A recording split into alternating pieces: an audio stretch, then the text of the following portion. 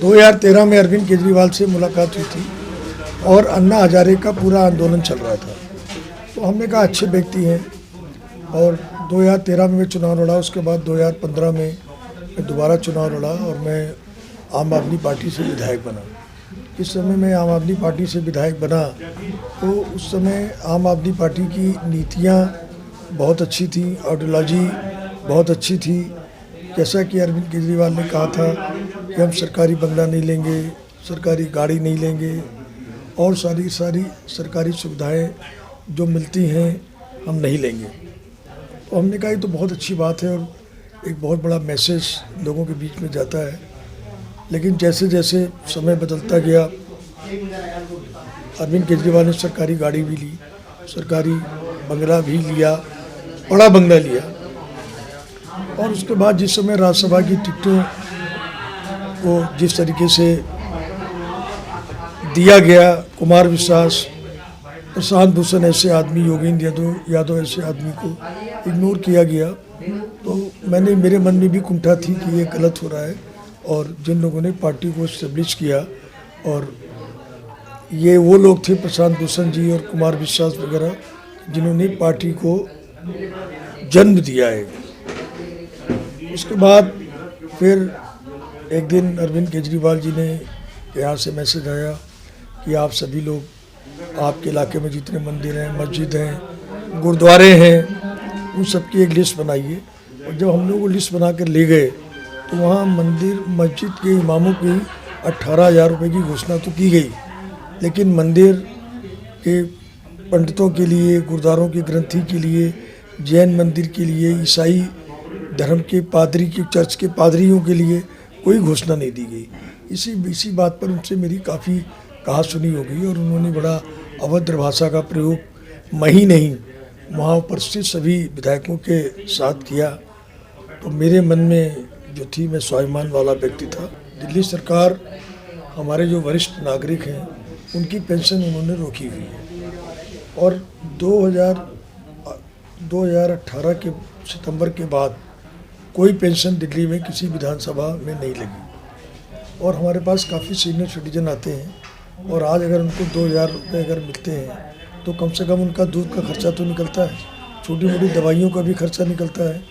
तो मेरे पास लोग आते हैं और काफ़ी परेशान रहते हैं। और जो विडो पेंशन है वो हमारी आज भी चालू है, डिसेबल्ड की पेंशन आज भी चालू है, लेकिन वृद्ध लोगों को ज़्यादा ज़रूरत है। और मैं दिल्ली सरकार से मैंने कहा भी उस दिन उनके मिनिस्टर राजेंद्र पाल गौतम जी से कि भाई पेंशन लागू करो। तो कहते हैं अभी कोरोना है, कोरोना के बाद जब पैसा आएगा तब लागू करेंगे। लेकिन मैं उनसे कहता हूँ कि इसमें लोगों को, सीनियर सिटीजन को पेंशन हर विधानसभा के क्षेत्र के लोगों को मिलनी चाहिए। सर, अगला और लास्ट सवाल है कि आपके 6 साल 7 साल का टेन्योर होने जा रहा है, उस टेन्योर में आपने मुख्य रूप से जो विकास कार्य क्या क्या किए हैं? देखिए, गांधीनगर 1958 में बना, 10 साल यहाँ मंत्री रहे अरविंदर सिंह डबली, एक भी सरकारी डिस्पेंसरी यहाँ नहीं थी गांधीनगर। ये दुर्भाग्य था गांधीनगर। मैं दिल्ली की पहली पॉलो क्लिनिक लाया, 7 मोहल्ला क्लिनिक मेरे यहाँ चल रही हैं। एक मोहल्ला क्लिनिक जो है डिस्पेंसरी, वो हमने सेकेंड शिफ्ट में करवाई है, सेकेंड शिफ्ट में चल रही है हमारी।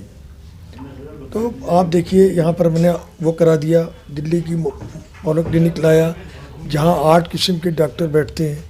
बुलंद मस्जिद में एक सरकारी डिस्पेंसरी 4 मंजिल बन के हमने तैयार है, उद्घाटन की प्रतीक्षा हो रही है उसमें।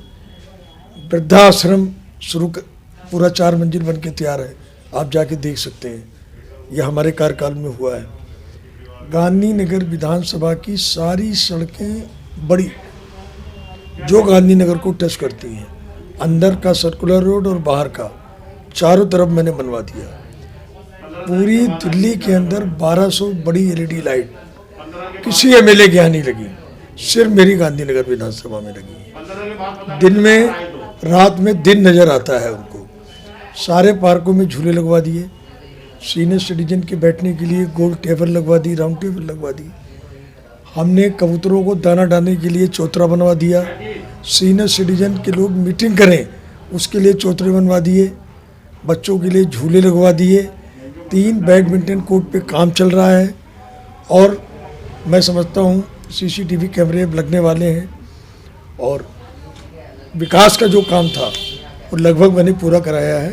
अब हम अगली बार जब बजट आएगा तो गांधीनगर में सुरक्षा की दृष्टि से जितने हमारे गेट हैं वो हम लोग लगवाएंगे। हमने हर मंदिर, हर मस्जिद, हर गुरुद्वारे के बाहर कोटा स्टोन पत्थर लगवाया, वो आज भी लगे हुए हैं, आप जाके देख सकते हैं। सर एक सवाल और है, वो जब आप इस बीजेपी में आए तो ये चर्चा रही कि सब आपका जो कार्यकर्ता है बीजेपी का वो आपको कोऑपरेट नहीं करता, इसमें कहाँ तक सच्चाई है सर? मतलब हम लोग आप इस पर नहीं भी बोलिए ऑफ द रिकॉर्ड या जो मैं ऑन रिकॉर्ड बोल सकता हूँ, जी। नहीं ऐसा कुछ नहीं है।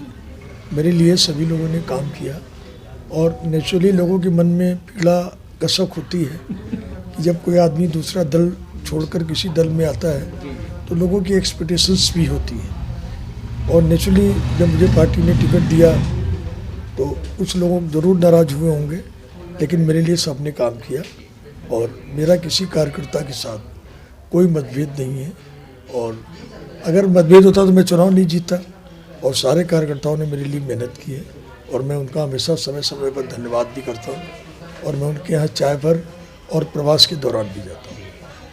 Thank you sir. Sir thank you, आपसे काफ़ी